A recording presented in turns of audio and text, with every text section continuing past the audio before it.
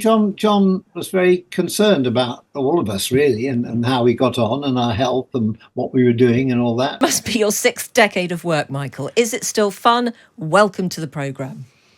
Thank you. Yes, it's always fun. It's kind of, well, I just enjoy the world. I enjoy the sort of things what can be done and what you can learn and what you can try out and new challenges and all that. And I think if I can still do that at the age of 81, that's it prevents the aging process. Yeah, I'd say you've won if you can still do all of that at the age of 81. I thought it was an interesting thing for Barry Cryer to say.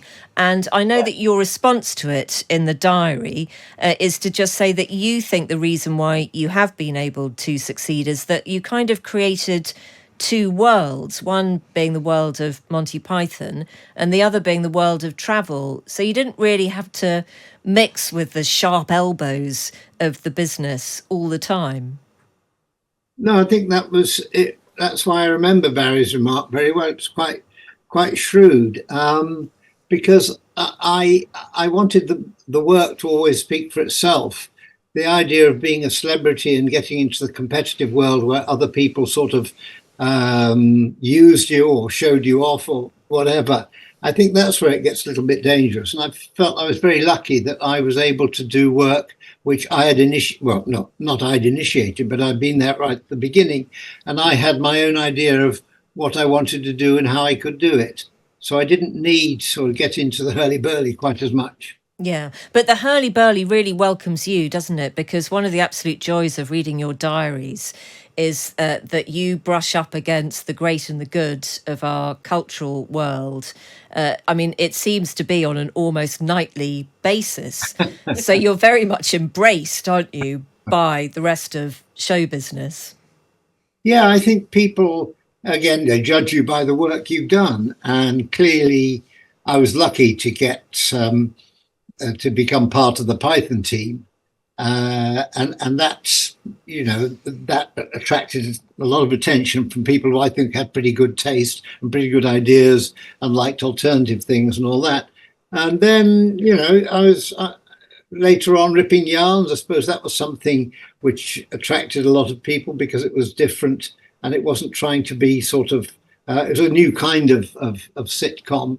And then the travel, which came a bit out of the blue. But I found that I was quite good at it. I didn't expect to be able to do the number of series I did, but I think that meant a lot to people, and that drew in another audience. So they're all people who felt that whatever else I did it quite well. If that's not sounding too arrogant. No, not at all. And I love the qualifier of quite, because I think we could also say very, very, Michael. Did you keep a diary as a kid?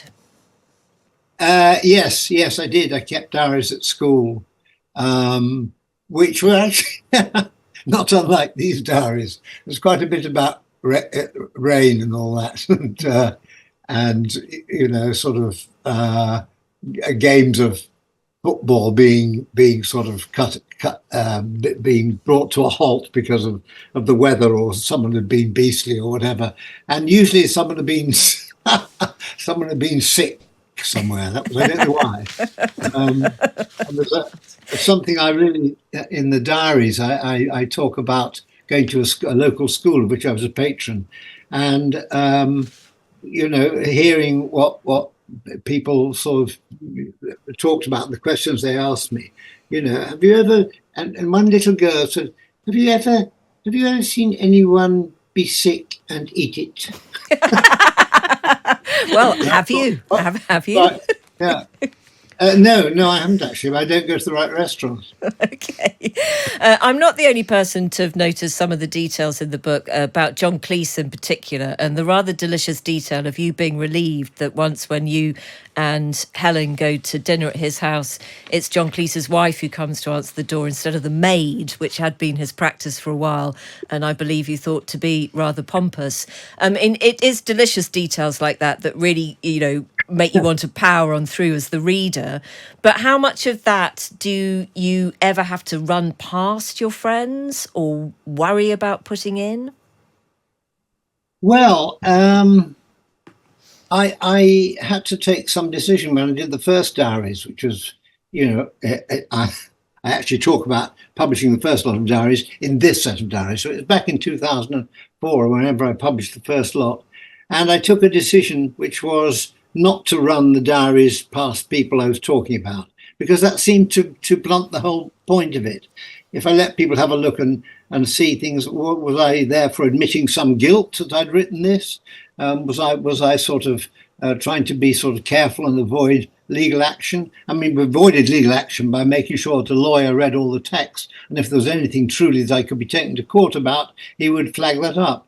Apart from that, I just felt, well, I hadn't been truly nasty about anybody, and I've always sent the copies of the diaries to my fellow Pythons, and have done with this lot as well, because they're all my close friends, or were my close friends anyway, and we work closely together. And I've sent it to them as I'd sent it to other friends I have. Yeah, there are some really lovely details about your friendships with them, and again, John Cleese in particular. I really liked your description of him as a kind of hulking monster when you went to visit him after, was it a hip operation, and he was dressed in a great big bathrobe and on crutches, and you were in this tiny hospital room together. Yeah. And is it the kind of friendship where he would come and visit you if you were the one in hospital with a bathrobe on crutches? I don't remember it. Well, I was never in hospital with a bathrobe and crutches. I don't know. I mean, yeah, John was a good friend, and he was concerned, and he would keep in touch. But then I think he had quite a busy life, probably busier than my life, and it took him off to the States for a long time. So it wasn't as easy for us to get together. But yeah. I mean, John was very concerned about all of us, really, and how we got on, and our health, and what we were doing, and all that. So yeah. I mean, he would have perhaps come and seen me, but he didn't. Fair enough. No, absolutely fair Because enough. I wasn't in hospital. No, I know. We're not putting words into your mouth. Short while. No. Yeah. Let's talk about the travel, and it is very interesting in the book. I think as a reader, you know that you're heading towards the dreadful date of 9/11, 2001. And in fact, your experience of it may have been so very different to many other people witnessing it on television or picking up a newspaper the next morning, because you didn't see it happen. You were away filming in the Sahara, weren't you? Yes, in a very inaccessible. I mean, a lot of the Sahara is inaccessible, but we were right in the heart of the Sahara, in a country called Niger, which is the 144th poorest country in the world, and has a sort of average annual wage of $850. I mean, it's so utterly different to the West. But that's where we were, in a small town called Agadez. And that's where news of what happened eked through. I mean, it wasn't, as I imagine it would have been at home, everywhere, instantly, on every single part of the media. You know, you just had to wait for a phone to ring, or a satellite phone to make contact with home. So I learnt about it in a kind of rather frightening way, because I just got word that this had happened, and then word that people were very anxious that it would spread to Paris and London, and this was not just going to be in New York. The whole basis of the sort of Western world was under threat and all that. And there's nothing we could do, and the very few people we could ring at that time. Yeah. So it was really, you were being kind of, the material was being sort of served to you in tiny dribs and drabs. And it wasn't for another 7 days before we saw any photos, of which, you know, the media at home was absolutely full. Yeah. And can I ask you, I don't want to be ghoulish about this at all, but I think as soon as you mention 9/11 to most people, we see that horrible, visceral image of the Twin Towers. It's absolutely where our minds immediately go. So when you didn't know what those images were, had you pictured it to be that? Did it surprise you when you actually saw pictures of the event?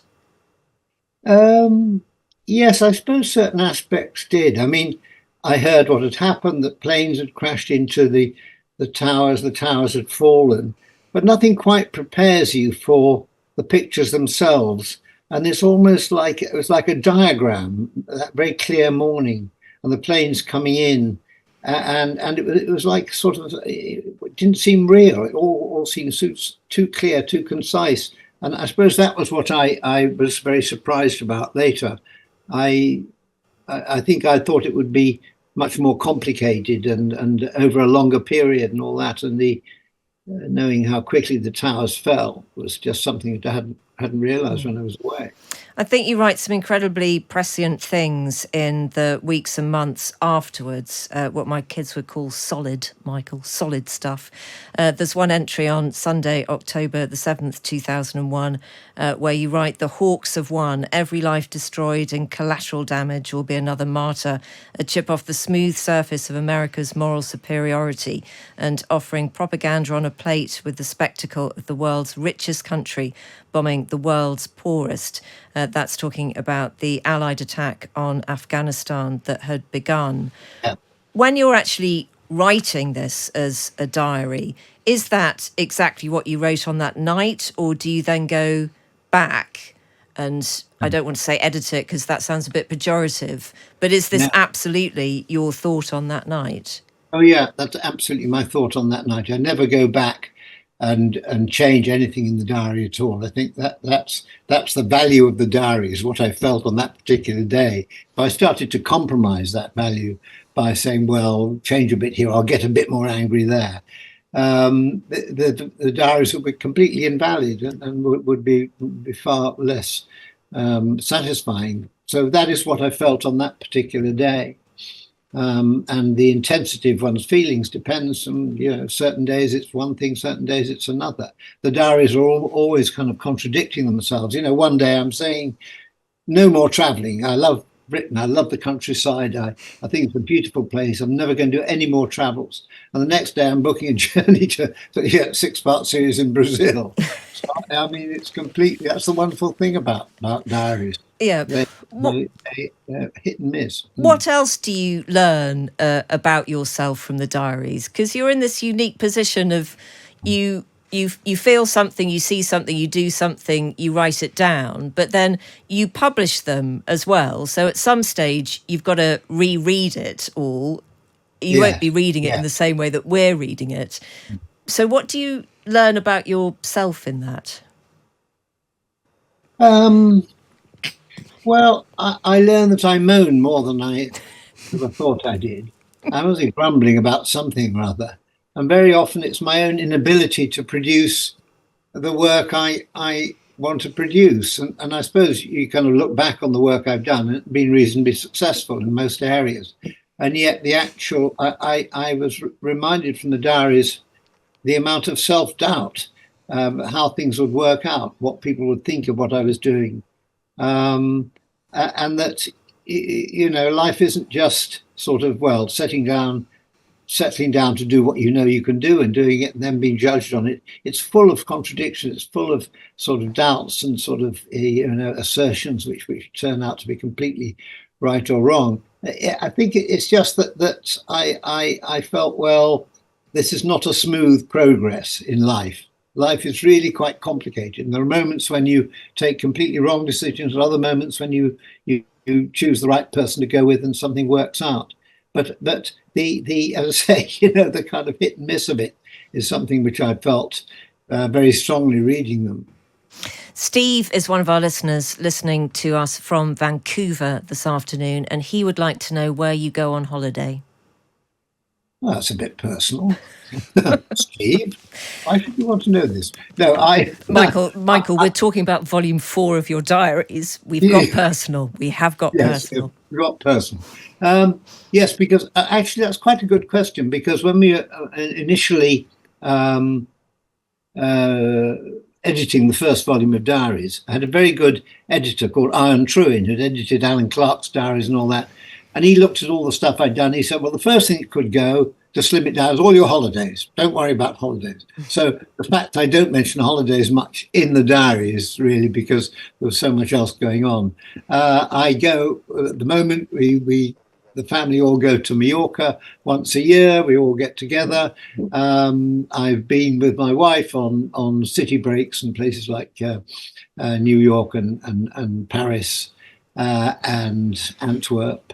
So, I mean, I don't go on long holidays because I travel so much. So it feels like sort of I'm seeing the world. And Helen, bless her, was never very keen on me, never very keen on going long journeys for a holiday. She just wanted to get somewhere comfortable and stay there, which is very sensible. Yeah, very sensible woman. And Yeah. final question comes from Steve, who is listening in Maidenhead. I'd be very interested to hear Michael's take on how much he feels Britain has changed over the last 25 years. Is it still a case of who you know rather than what you know? Looking at the world of politics, journalism, law, medicine, or the media, it seems to me that perhaps we haven't moved on quite as much as we might like to think. No, I don't think we have moved on a lot, but I think well, I just think there are, different sort of players in the game now, and social media is a very big player. And I'm not on social media. I don't have time during the day to get involved in what's happening all over the world. But I do feel that solo voices now can be heard, and there can be fairly uncontrolled attitudes and feelings and positions sort of on social media, which I think probably wouldn't have been quite the same then. I think there was a kind of feeling of sort of I don't know how would I describe it, sort of care for what you said. Be careful of the results of what you say. Whereas nowadays it seems that it's most important just to make a big noise, shout at people, get angry, then you'll get coverage. And I think that's what I feel has changed quite a bit. So, Michael Palin, it's a real pleasure to talk to you. Thank you very much indeed for coming on Times Radio this afternoon. The latest volume of the Diaries, There and Back, takes you through 1999 to 2009. Out now, just in time for Christmas. And Michael Palin will be, I wanted to say Michael Palin and I, but that's pompous. I'm interviewing Michael Palin at the Cheltenham Literary Festival. Yes. So do come along and say hello if you're there on the second Saturday.